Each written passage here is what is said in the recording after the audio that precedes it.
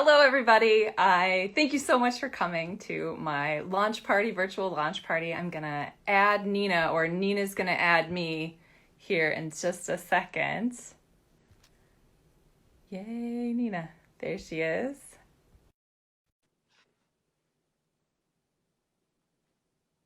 Waiting for Nina. She should be coming here in just a second. Oh, Yay! yay! Hi, Nicole. It worked.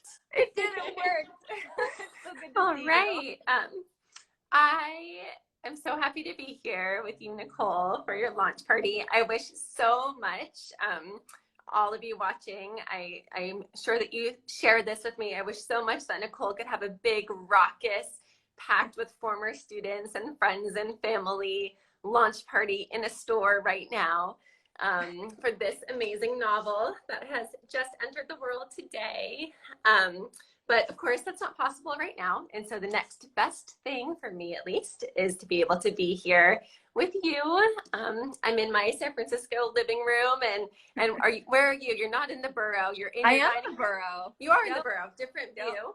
Different Yep. view. So Nicole's in her writing studio in her Minneapolis backyard. So I want to just talk a little bit about you, Nicole, and then let you talk for the most of the rest of this. So I just wanted to share that Nicole has been my friend for 10 years, ever since she picked me up for a school visit that I was doing at Champlain Park High School where she teaches. And she picked me up in this little, very loved car, and she drove me all around. And it was my first time in Minneapolis, and she made sure that even though, I would be staying in the suburbs, I would get to see the city. So I remember you driving me by lakes, and we stopped at cute little places, and I liked you immediately. And just, we kept in touch ever since then. And then she told me she wanted to write a novel, and then she did, and she's written a few wonderful novels. And now that I teach at Hamline University, I get to go and visit her twice a year. And I've gotten to meet her husband and her girls and her best friend, Karen. Hi to all of you. I'm sure you're watching. And now I get to stay at Nicole's house and eat her food every time I go there. And it's just wonderful. So when I read Unscripted for the first time, it was on a plane ride. I was on my way to Minnesota. And we had a plan to go out to a fancy dinner and discuss the book. And I really wanted to have our orders placed and be done with the menu and, done with the server by the time we started talking about it. But I think it made for the most awkward menu ordering conversation, because I didn't want to say how much I loved it until, we were ready to dive in. So I think, it was very, very awkward, but by the time we were finally able to talk about it, I was able to tell Nicole what I felt, which was that it is an absolutely spectacular novel. And from that moment on, we spent the rest of our dinner talking all about it, and I could have kept talking about it for hours and hours after that. So I have some questions for Nicole tonight, and I'm going to dive into the first one, and then you all are welcome to type questions in the chat too, and we will just get started. So Nicole, I am very interested in why we as writers tell the stories that we tell, and how experiences in our lives can sometimes lay dormant for a long time and then just sort of spring up again when we start to write a story. And I know that you were a professional improviser and actor before you became a teacher and a writer. And so I wonder how those experiences influenced your book and why you think you chose to revisit them for Unscripted. Well, Nina, first of all, thank you for all of those lovely things that you said about me. Really, really appreciate it. So Unscripted, for those who are unfamiliar with what it's about this girl named Zelda, and she has Saturday Night Live dreams. And so she goes to this improv camp in the mountains of Colorado to sort of get a leg up, right, on this future. And so she wants to make the top team, and she does. She makes the top team, but she's the only girl to make the top team.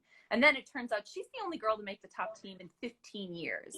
So she really just finds herself in this den of misogyny. And one of the questions that the book asks is, when you're trailblazing, how much do you owe yourself, because she's miserable and she wants to quit, and how much do you owe the people that you represent? So, because she feels like if she quits, then she's letting all girls down. So there's really like two parts of my life that dovetailed together to make this book. When I was a child, that was sort of when I was getting into theater. That was when I really became aware of this sort of gender divide and the different expectations that we have for men and women, and just the different opportunities that there were for men and women in theater. And so I remember auditioning for plays, and like 10 boys would audition and there'd be 15 parts, and meanwhile there's like 80 girls for 4 parts. And I just didn't understand why some of those characters why they defaulted as male. Why did that lawyer have to be a guy? Why, what was so male about being a lawyer? And then when I was in high school, someone said to me, you should audition for improv. They need girls.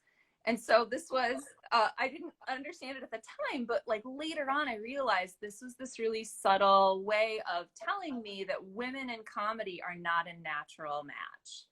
So, I was in improv in high school and I had a great time. I had the most magical time in college on the improv team that I was a part of. Way to go, Pirate Factory. I know a lot of you are all watching out there. I see your names. Thank you. And that was heaven. And so Pirate Factory really showed me what improv could be when people love and respect each other. And then when I was an improviser professionally, there were all of these situations where being a girl was very much like changed the improv experience for me. So that was all a thing. Then I became a teacher, and I'm rather maternal. And even as a like 26-year-old teacher, people were like, coming to me and talking to me about their problems, which I'm really honored to hear them. I had a class one year that called me Mama Crons. That was Sam King. Way to go, Sam. Sam started that.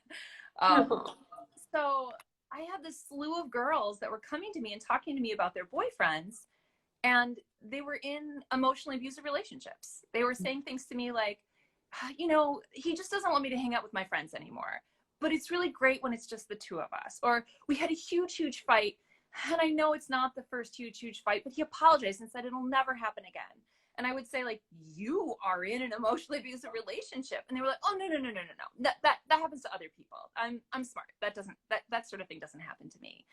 And so one morning I woke up at 4 a.m. with this idea about this girl with Saturday Night Live dreams who found herself in an emotionally abusive relationship. And so the two parts, the gender thing, and then that, that thing just about being able to recognize what it means to be in a relationship, what a good relationship looks like. They came together in Unscripted. Yeah, that's so amazing. And I don't think we've ever talked about that before, but I also used to be a high school English teacher, as you know. And I think that for me too, working on the books that I wrote when I was a high school English teacher, I was able to kind of remember, like, channel my own experiences through the lens of my more adult vantage point on the high schoolers that I was interacting with, and that it was this kind of incredible alchemy, like what you're describing. I think that's, and it comes across just so well in the book. I want to, on the topic of misogyny and the idea of women not being funny, which makes me so angry just saying that sentence, I want to ask if you'll read part of the book.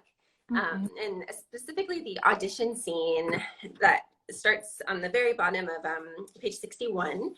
And in this scene, Zelda's going out for the team to see if she'll make varsity. And she's sitting with these guys behind her. And when her friends, these other young women, are up there,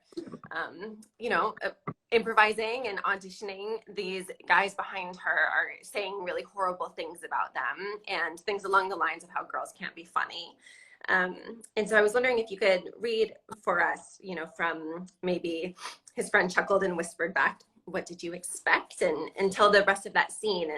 And we'll be able to see from this passage how funny Nicole's writing is, and also how deftly she shows us the misogyny within improv. I've set the bar very high for you, but you've already done it, so you just have to read. I guess I'll take a big running leap at it. I think one thing people should understand is she doesn't know these boys' names yet. And so she names them Crotch Grabber and Finger Flipper because that is her first interaction with them. That's what they do to her. So, okay, here we go. His friend chuckled and whispered back, What did you expect? I frowned, wishing I was the kind of person who would just turn around and pummel those asshats. Instead, I looked over my shoulder and threw eye daggers at them.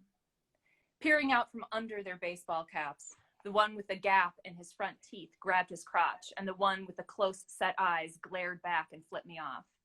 I looked to the coaches to see if anyone was paying attention to the cretins, but the coaches were spread around the room, eyes on the stage. Geez, I thought, Brozone doesn't even begin to cover it. 2 hours later, it was time for the one-liner round. I turned to Will for reassurance, but he was digging through my bag. What are you doing? I hissed. Jonas has a nosebleed. I leaned forward to look at him, and sure enough, Jonas was pinching his nose and tilting his head back, but blood was running down his chin. Good God, take that blood faucet to the bathroom. I pushed Will to standing. Leading Jonas by the elbow, Will helped them edge their way out. As I watched them go, my group was called. I took a deep breath and trotted up on stage. Unfortunately, Crotch Grabber and Finger Flipper stood on either side of me. My weakest aspect of improv next to two sexist body shamers. Awesome. With the Gildas distracted by their teams and Will and Jonas gone, I looked for some support from Ben, but his eyes slid past mine.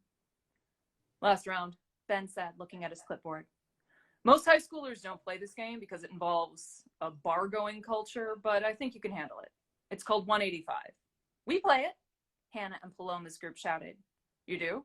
Ben asked. Where are you from? Wisconsin, baby! Hannah yelled. The rest cheered. Ah, well, there you go. Ben smiled. They mostly missed trying to give each other high fives. Okay, it goes like this, Ben continued. You get a list of occupations from the audience, then the controller doles them out. For the purposes of the audition, we'll skip that part and I'll just give you the occupations. Or I can do that, Dion offered. I'll do it, Ben insisted. Dion shrugged and leaned back against a pillar. So I'll say doctors, for instance. When you're ready, you step forward and say, 185 doctors walk into a bar. The bartender says, we don't serve doctors here. And the doctors say, and then you insert a pun, like, we only wanted a shot. This line earned Ben some groans and a few laughs. It's just an example, he said, grinning. Okay, got it? I nodded, my stomach suddenly home to a kaleidoscope of butterflies. Okay, 185 lawyers, Ben called out. Crotch Grabber stepped up. 185 lawyers walk into a bar. The bartender says, we don't serve lawyers here. And the lawyers say, then how will we pass the bar exam? Crotch Grabber smiled, all his teeth showing, seeming pleased by his laugh-to-groan ratio. Finger Flipper stepped forward. 185 lawyers walk into the bar. The bartender says, we don't serve lawyers here. And the lawyers say, objection! The crowd is warming up now. I started to step out, but Crotch Grabber stepped in front of me. And the lawyers say, we'll be brief. I stepped out again, but Finger Flipper cut me off. And the lawyers say, we'll be the judge of that. I was out before Finger Flipper even finished his joke, but Crotch Grabber was already talking. 185 lawyers. The crowd began to murmur in response to the tension building between the three of us. Some guy yelled out in a falsetto voice, get it, girl! A bunch of guys laughed. Now I looked out at the crowd. I spotted Emily and Serena and Hannah and Paloma urging me on with their eyes. I bit the inside of my cheek. Crotch Grabber delivered his punchline. I hesitated. Crotch Grabber and Finger Flipper looked at each other and grinned. One of them turned to me in a sort of courtly bow. The other mirrored him. I could feel my cheeks flush. My heart was a hammer against my sternum. They'd taken all of the low-hanging fruit jokes. There weren't any lawyer puns left. I looked to Ben to switch the occupation. It was clearly time.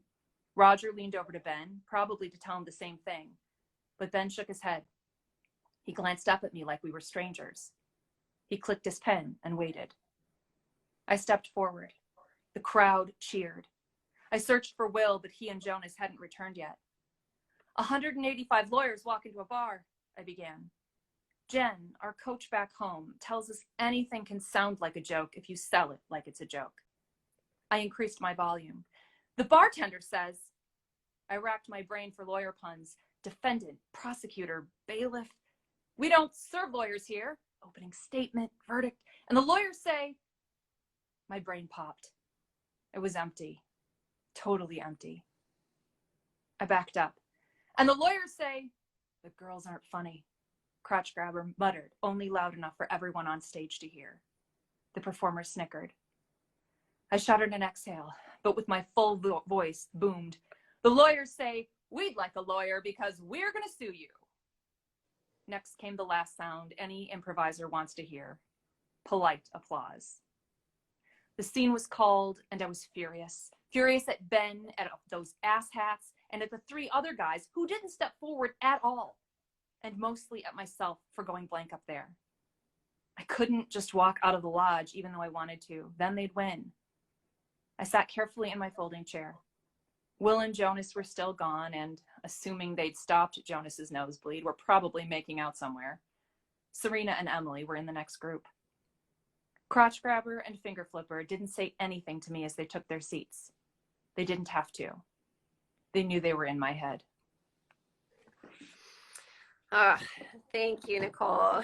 I know you weren't able to read all of the comments, but there was a lot of hate for those two and a lot of love for you going on as you were reading that. Oh, thank you so much. Yeah, I think that, you know, one of the things that strikes me so much about your novel is that it can be so funny and so sweet. But also, I mean, as everybody heard in that reading, it gets incredibly tense. And as the book continues, the tension quickly becomes real fear. Like, I felt scared reading your book at certain moments. And one of the things I wanted to ask you about, there are so many, but one of them is, you know, what was it like for you to write a book that has such funny parts and also has such tense, dangerous, scary moments? Mm-hmm. It's interesting because and maybe because I knew I knew I would take care of her, you know, like I knew I would take care of Zelda. And so even the parts that are terrible, where terrible things happen to her, I always knew she was going to be okay. So like, as I was writing those parts, they didn't scare me. And I have heard so many of these comments as a performer and as a woman that there's a part of me that's become inured to those things, that they just aren't that shocking to me. And it actually wasn't until you read that early manuscript and you were like, oh, this is so scary, I'm so scared for her here, that I went, oh wow, that's not a word I would have thought to describe my book. Like, when people say to me, you know, when they don't super care really about what my book's about, and they're like, what's your book about? And then I just say, it's about improv and feminism. You know, and so like, that's how I first thought about the book. It was funny, and, you know, it was saying some stuff about gender, and there's some really sweet friendships and romances in it. But yeah, it's scary too. It's absolutely scary. Yeah. Another thing that I wanted to mention and also ask you about is how you read the audiobook. And it was such a treat to get to hear you read right now. And maybe you could tell us a little bit about that whole process. It's so unusual. And yeah, especially for the people here who are not part of the book world, it's very unusual to be able to read your own audiobook. So yes, I'm very excited. I had to audition. Yes. So we, you know, for folks outside of the book world, like there's different rights for different aspects of your book. And so, you know, like we sold the rights for the book itself and for the ebook, but then the audiobook sold separately and later. So when I got that email, I wrote, oh, this is like the fanciest sentence I ever get to say as an author, my subsidiary rights agent. So that's Cameron at Pippin Properties. Hi, Cam. And Cameron wrote me and he was like, we sold the audiobook, Dreamscape wants to do it. And so I wrote him back and I was like, hooray. And be of all, every single person in my life who, you know, knows me and knows my theater background is going to ask me if I'm reading my own audiobook. And I would love to read my own audiobook. Can I audition? And so he was like, oh gosh, I'll check. So Dreamscape was like, you bet, send in a demo, but please, we would really like to still have a good relationship with you if we don't choose you, because, you know, they didn't know who I was.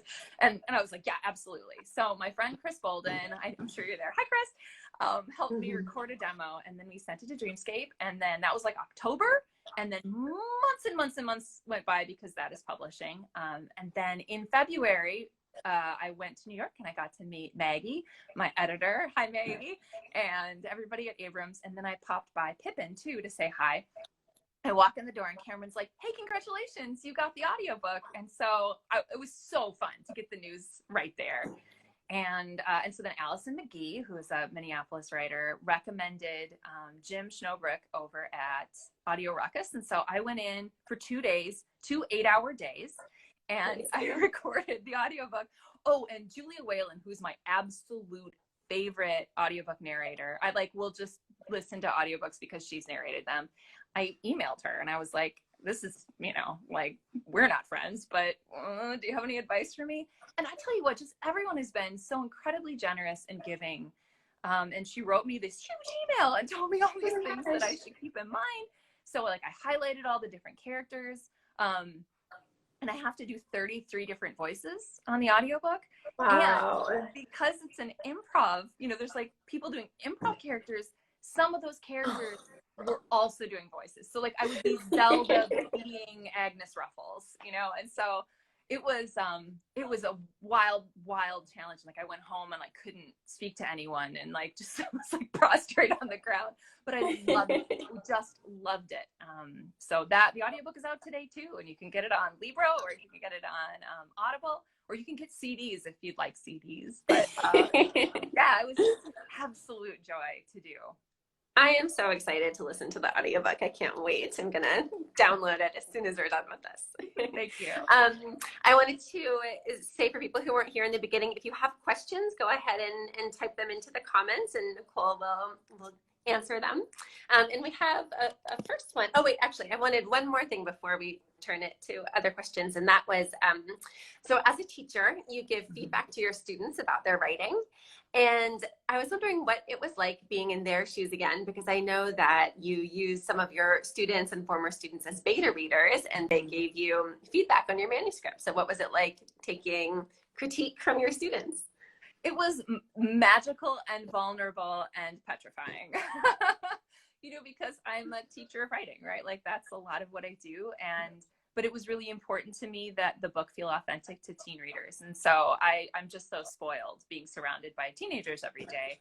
And so, yeah, there were some students, there are Boy Scouts in this book. And so I had a student who was an Eagle Scout.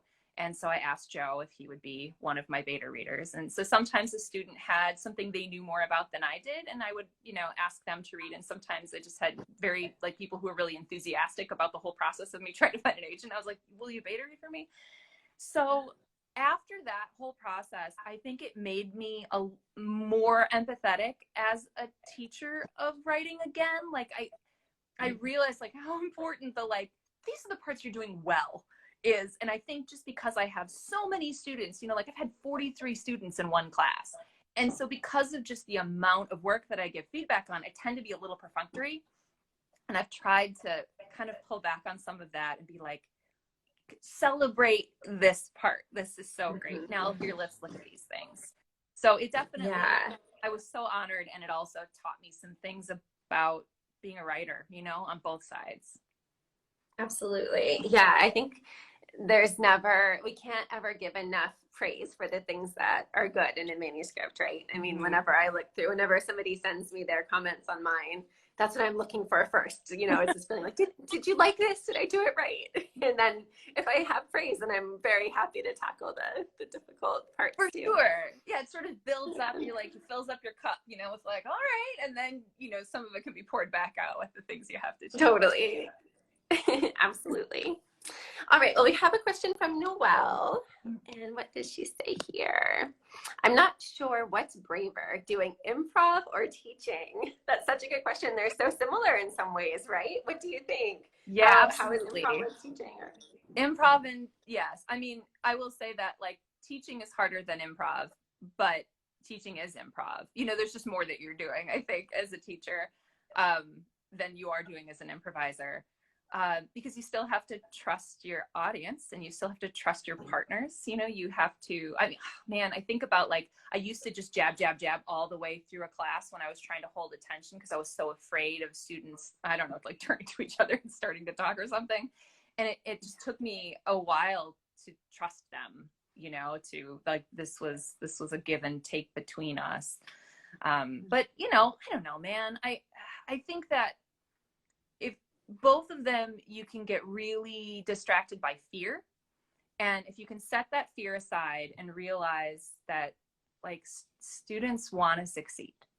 They really do. They want to learn and they want to succeed. And sometimes there've been really bad experiences with school that has made them put a wall up. And then I know it's my job to just sort of peek over that wall. But if I approach students from a place of like, I know that you want to learn. I know you want to be successful. I think that's a good place to start.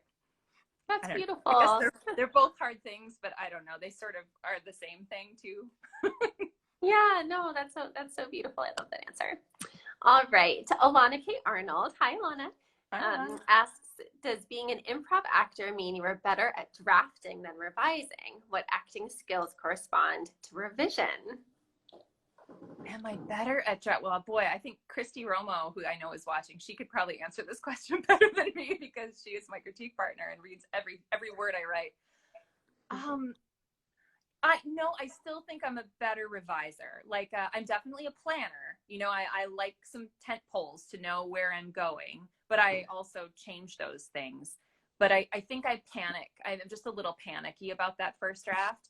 And it really is in the revision where I think things really start to sing. But improv and creative writing, oh my gosh, do they go hand in hand? Yeah, if you know the tenets of one, you know the tenets of both of them. Alana also had a follow-up. She was saying, as an improv actor, are you a panther rather than a plotter? Nope. Alana, I don't know what you're doing with these puns.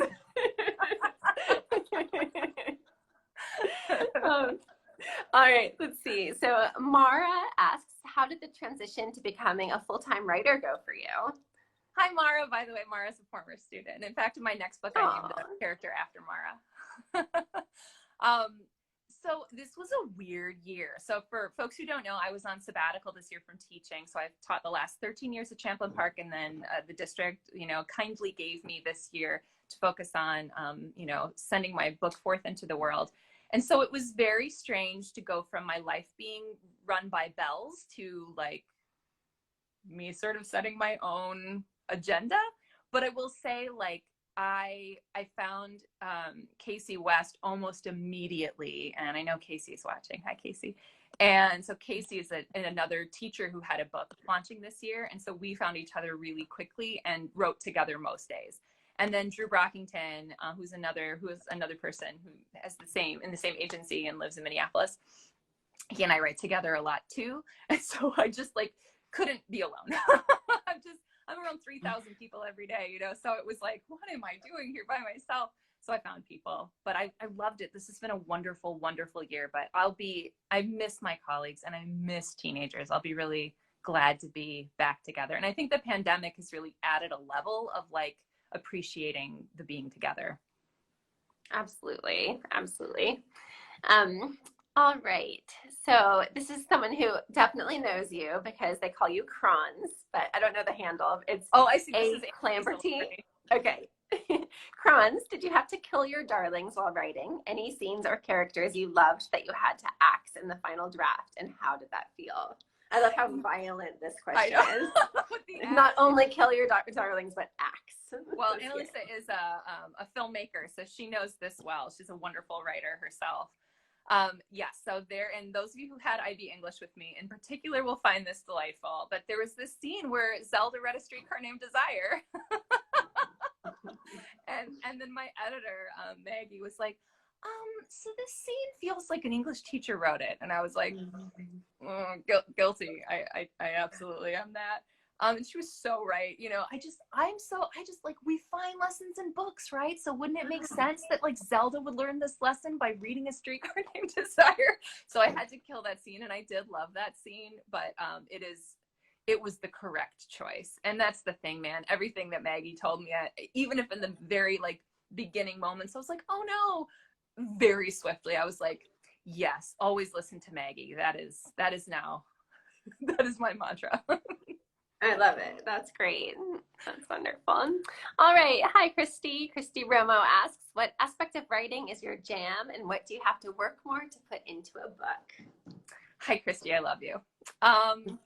dialogue is the easiest thing for me. That's the part, like basically kind of my first version is mostly dialogue. And I've said before, if young adult plays were a thing, that's probably what I would be writing. And the part that's the hardest for me is in the interiority. So anything where, you know, a character is like thinking about what something means to them or thinking about how they feel. Like that's usually where Christy comes in and is like, you want to take a moment here and, you know, like be in this feeling. So that's the hardest part for me, for sure. We just talk all the time. Yeah. Well, it's good to know our strengths. Yes. All right. So Sarah Croat says, did you base Zelda on yourself? Should I imagine a young Kranz while I read? Sarah is also a former student. Hi, Sarah. Oh. I did not intentionally base her on me. I mean, you know, I didn't really have Saturday Night Live dreams like she does. I didn't ever believe that I could do something that big. And so I think Zelda is just like she is a braver version of me, but I think I am everyone in that book too, on some level. I hope I'm not Ben, but who's terrible, but, you're definitely not Ben. I can tell you that. No. There really is a little of me in a lot of the characters. So I don't know if you want to imagine a tiny Kranz, you sure can. I definitely imagined you. I mean, she has curly hair. Yes. She's like, you know, has mostly boys as friends when she starts the book, right? I mean, that's kind of a theme. I've noticed in some of your work. Yes, that was something that I had to learn. That, oh wow, girls should be my friends. Yes. Yeah. All right. Let's see. From Jay Bevelev. I know how much you love your students. How much did your students inspire the wonderful teenage characters in your book? Well, I mean, I named some characters after the teenagers in my life, you know, Jessie Rose Erdmans. I mean, those of you who know Rose Erdmans, like I just totally stole her name part and parcel. Like she doesn't inspire Jessie, but sometimes like just people's names. Like in fact, Jessie's sister is Mickey. And I named her Mickey for Mickey Kurtzman. So I mean, I could go through the book. I've stolen names from people. Oh, Hannah, the Hannah spelled without the second H. That's after a former student of mine too, Hannah Krimble. So yes, I mean, sometimes I think of students' faces, but I never am like, this person is this person. And I try to tell someone if I've stolen their name so they're not surprised, or if they're like, I don't feel comfortable with that. So yes. And hi, JPEV.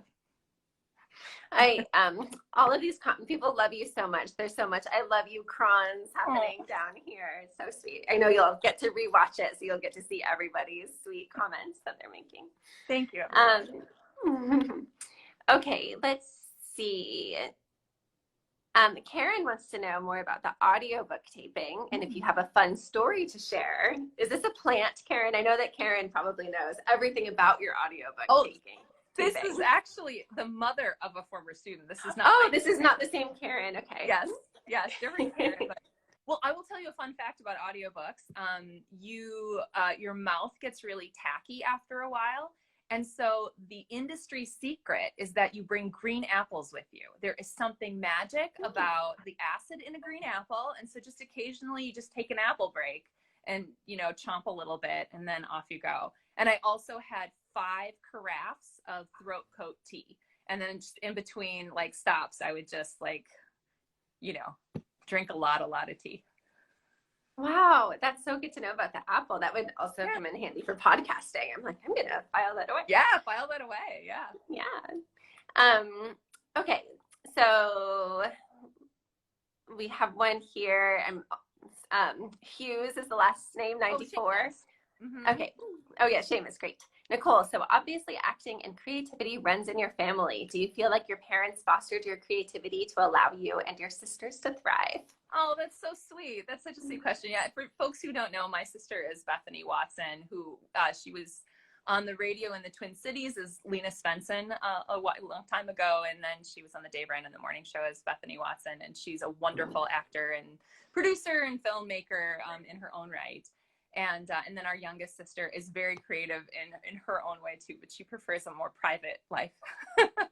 Our parents were incredibly supportive of all of our artistic endeavors. Our mom really likes to say that we would be like, Mom, we're bored. And she would go put on a play. And that is what we would do, for 2 solid days. We drew a lot, and we made, we grew up in the 90s. And so we were still living in the world of cassette tapes. So we would like make murder mystery radio plays, not even knowing what a radio play was, because like that wasn't a thing, and podcasts weren't a thing. My sister Bethany and I wrote books together. In fact, I've got one up here. This isn't even a plant.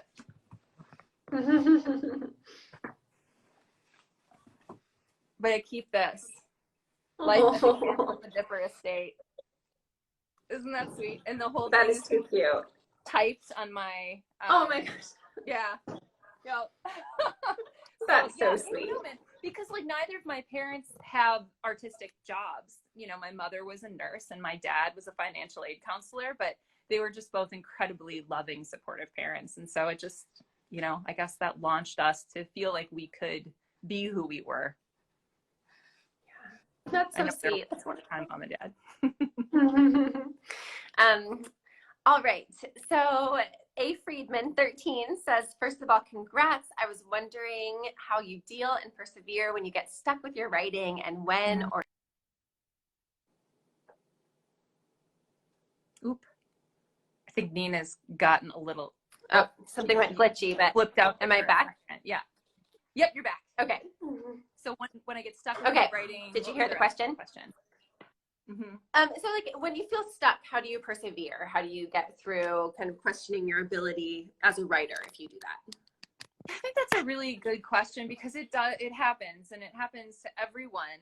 I love this. I saw Kate DiCamillo a couple of years ago, and she said that the voice, like her negative voices inside her, wake up at 9 a.m. And so she wakes up at 5 and then writes until they wake up. And I just laughed so hard. I just thought that was the most marvelous thing. And so, quite frankly, other people help me a lot. I think you can probably tell I'm an extrovert. And so, I have surrounded myself with really supportive writers.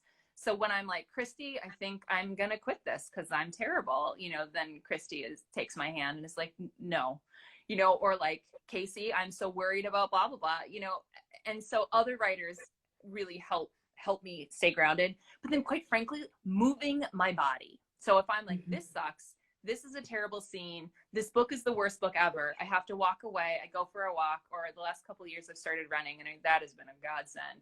And then it just, I don't know, I kind of get back in the world. My best friend Karen says, like, when she wakes up in the middle of the night, she goes on Instagram and just looks at beautiful pictures of flowers. And I love that. I love that too. And so what I translated for my girls, I was like, if you wake up in the middle of the night with a nightmare, just go stick your head in a plant, and just sort of being in the world a little bit helps you. I don't know, helps ground me. Yeah, absolutely. That's so beautiful. Okay, we have so many questions, but we still have time. That's great. Yeah, all right, so Joe Cesare. Cesar. Oh my gosh, that's a blast from the past. Hi, Kronzer. You changed my life and made me fall in love with writing. And today I finished my creative writing thesis. Incredible. And so Joe wants to know, Joe wants to know, how long is your revision process? Oh, wow. Oh, okay. Well, first of all, Joe, oh my gosh, I wish I could hug you. I was going to reach out and hug you. So my first versions, I kind of like I'm worried. Like I'm worried there aren't enough words or something, but like I draft pretty quickly, and I'll often knock out that first draft in 7 or 8 weeks. And then it's almost a year. So from beginning to end, I write a book in about a year. The book that I wrote this year on sabbatical was incredibly complicated and had so many balls up in the air. And that one would have definitely taken me longer had I not been able to dedicate writing every single day. But the past 3, I guess, have been about a year. And that's, first version me, second version typing up, because I handwrite the first versions. So I type up that second version. Christy reads the second version. Then she gives me feedback. I revise that again. It goes to betas, comes back from betas, then goes to my agent. so that whole thing, like 2 days ago, I just sent my agent, Sarah Crow. Hi, Sarah. I just sent her the book I've been working on this year. And it's so good. I got to read it. I'm so excited about it. All right. So Brandon Terrell from Hamlin. Hi, Brandon. Hi, Brandon. Asks, yeah. So you mentioned Amy Poehler being the basis for a character in the book, but which other comedians have influenced you over the years? Oh, that's a great question too. The first comedians that I loved were Monty Python. You know, the guys from Monty Python's Flying Circus. My dad, my sweet dad, like he was the one. Like I wasn't a natural comedian, and I really needed some help. I really wanted to be funny, and I wanted to understand why comedy worked. And so he and I would like watch Groucho Marx in the basement on PBS, you know, or Monty Python. And then Saturday Night Live reruns. And so Gilda Radner, oh my gosh, I loved her. And she features quite largely in the book. Yeah, they're Gilda girls, in fact, right? Yeah, the Gilda girls. Yeah. Gilda Radner was the first person that Lorne Michaels hired on Saturday Night Live. So she was huge to me as a kid, you know, like I discovered her in high school, you know, but then man, Tina Fey and Amy Poehler, when they started being a thing, I was like, oh, we're just going to be friends. Like that's who we are. That the three of us, we're friends. Oh, so great. All right. Kathleen West says, I have a question. Okay. You do such a wonderful job of writing characters with racial, ethnic, gender, and sexual identities different from your own. How do you do this? That's a big question. Yeah. Well, here's the thing, right? I teach in a high school, and the most amazing thing about high school is, you know, I mean, I teach at a public high school that has 3,000 students in it, and it's just super diverse. And so I just get to know all sorts of people. And the great thing about being a teacher is you don't get to decide who you're going to give a chance to and who you're going to talk to and who you aren't. You love everyone. And so, I mean, even, you know, I remember there were like some kids in high school that were hockey players that gave me a hard time. And then all of a sudden I had hockey players in my class, and I couldn't be like, well, you guys are going to tease me. And, you know, I had to be like, hello, I am your teacher. I will love you just the same as other kids. And so I feel really privileged to be in a position where I just know lots of people, but then also that's where the beta reader thing is super important. And I have learned a lot of really valuable things about my oversights, you know, through beta readers. So I definitely am, I don't do a perfect job, but it's really important to me to, you know, to represent my students the best that I can, and tell stories that are not just cisgender white girls. Yeah. I think you do such a wonderful. Oh, what did you say? So I was just going to say, but it's work. You know, I take it really seriously. I take the responsibility really seriously. Yeah. I think your books, and I'm saying books plural because I have gotten to read more than the rest of most of you have gotten to read. Some of you have.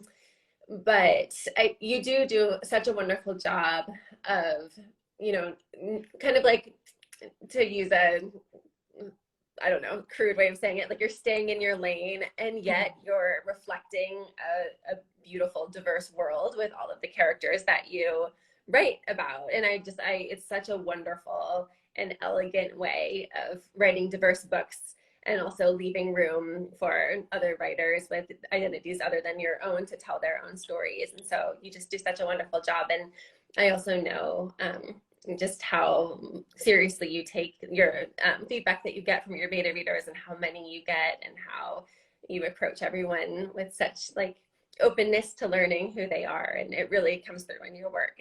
It's such a strength. Thank you. Yeah, I really appreciate that. Yeah. Okay, let's see.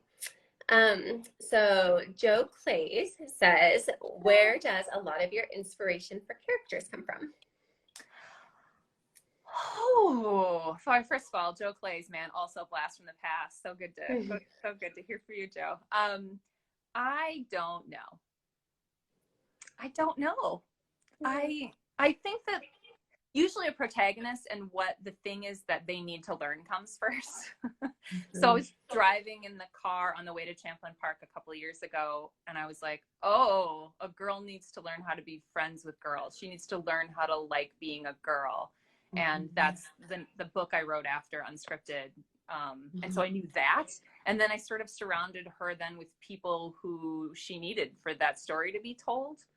So, I mean, I definitely try to have people that are complicated, you know, but I don't know, man. You know, okay, so Dan Kronzer, my husband, when I ask him to solve a math problem, and I'll be like, how did you come up with that answer? Because, you know, with this like whole shelter in place, like we have a fifth grader, and you know, who's learning about multiplying percentages, okay, which is not a thing I've done in a while. It's like algebraic multiplying percentages.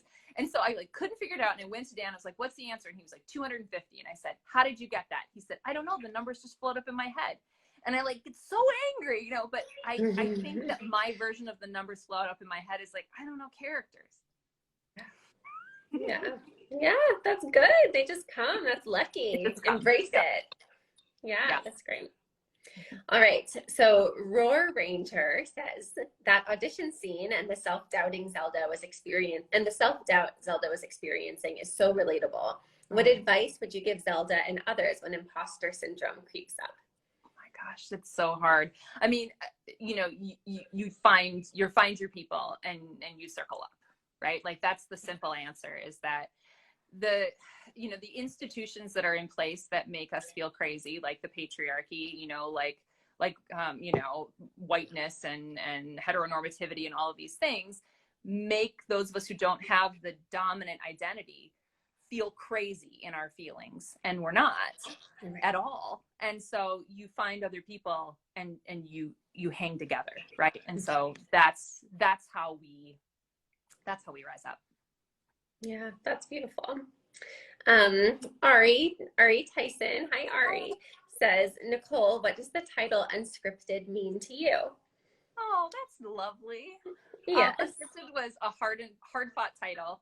Like we went through many different titles, but I love Unscripted for two reasons. I love it for the unscripted nature of improv, but then also because Zelda's never been through what she's going through. And so there's an unscripted sort of path for her as well. She doesn't know what's going to happen.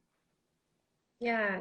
Do you want to tell a little bit about the different titles and what that was like for you? Maybe we should also, you could talk a little bit about the cover too, because I found that a lot of people just assume that like the first title you thought of is the title, and that you also chose the cover. You know, that's kind of what people assume about authors. So do you want to share a little bit about both of those things?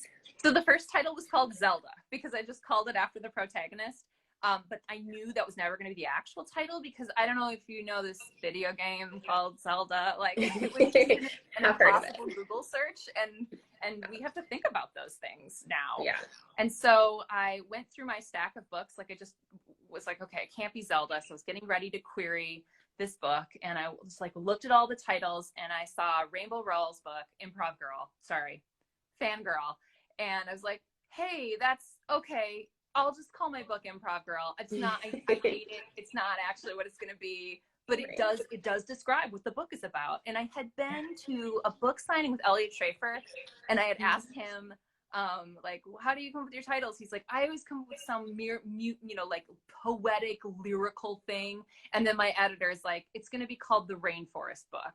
So I was like, okay, I'm just going to call it Improv Girl. And then, you know, Sarah was like, I want to be your agent. And I was like, hooray. And she's like, we hate the title. And I was like, so do I. So then, and this was February of 2018. And so then my sister Bethany, who is really great at coming up with these sorts of things, I put on snow pants because it's Minnesota, and my boots, and like I went for a big walk, and I called Bethany on the walk, and I was like, get out some paper and a pencil, we're gonna make a list. And so then she actually came up with Unscripted, and they really liked it. And then the book, here's the book cover, right? Mm-hmm. And when people would say to me like, what do you want the book cover to look like? I was like, oh my gosh, I want it to be blue, I want there to be mountains, and there's gonna be all these kids, And then I got the book cover. It came to me in an email last June, and I was sitting with my with the IB English team, the 11th and 12th grade IB English team. We were writing curriculum. We were on a little break. I checked my email, and Maggie was like, "Here's your cover." And I looked at it, and I burst into tears. And I was like, "It's perfect." So good. Not very blue. No mountains. But so it's designed by Lisa White, and she is a genius. And it is just, it's so beautiful. I love it so much. Look at that. Look at that curly hair. Look at that girl.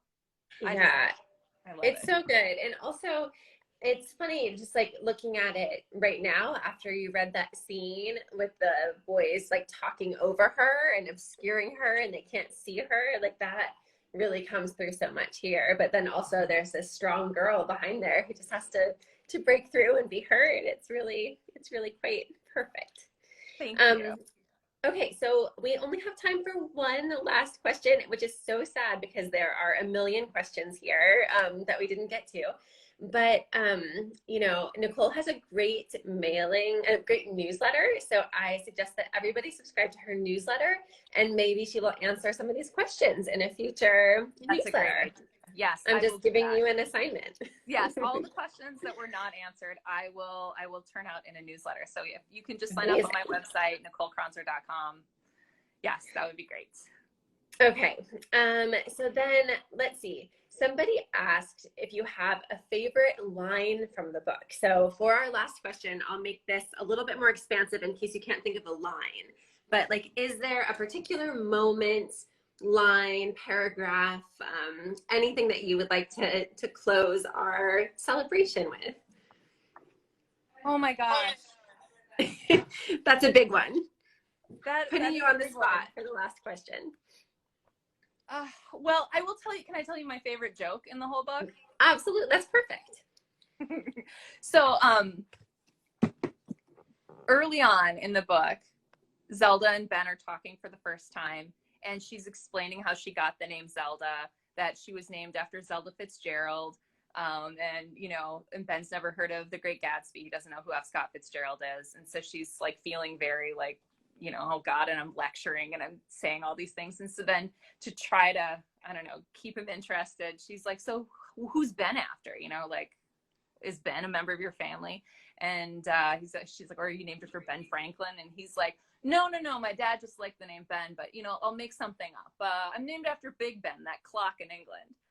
But then Zelda's like, oh, Big Ben is actually the name of the bell, not the clock. Like, already Ben, the know-it-all, and so she doesn't feel like she can like step in and be like, I hate to be Hermione Granger here, but like I have felt that so many times in my life where I've been like Hermione Grangering all over the place, and then been like, probably just rein it in. So that's my favorite joke in the book. I love it. It's so good. It's so good. I'm glad that you're able to poke fun at that guy.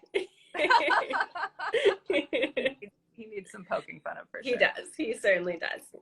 All right. Well, everyone, thank you so much for joining us and for all of the love in the comments. It was so wonderful. I can't wait for Nicole to get to watch this back and see it all. And I'm sure that you do not need to be convinced, but go order Unscripted. It's so good, and I can't wait to listen to the audio version with Nicole reading it and doing all of those amazing voices. And I am just so happy for you, my friend, and thrilled that your novel is out in the world. Thank you so much, Nina. And can I just make two quick announcements? One, if you are looking for a place to order Unscripted and you're like, where should I order it? Go to the Red Balloon Bookshop. You can order it online. They do free shipping if you spend more than $20. And I am signing books at the Red Balloon. So if you'd like to get an autographed copy shipped to you, I'm going tomorrow night, in fact. But I'm sure I can do another batch. So if you'd like an autographed copy soon, order it from the Red Balloon Bookshop in St. Paul.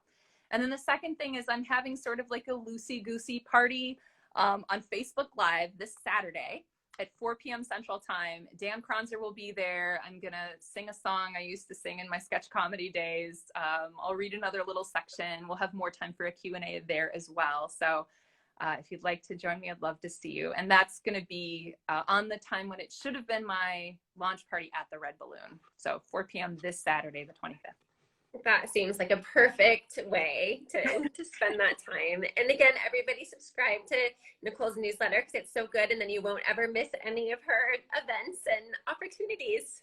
Thank you so much for your time, Nina, and all of Oh your my gosh, like I would not be here without you. Thank you, thank you. oh my gosh.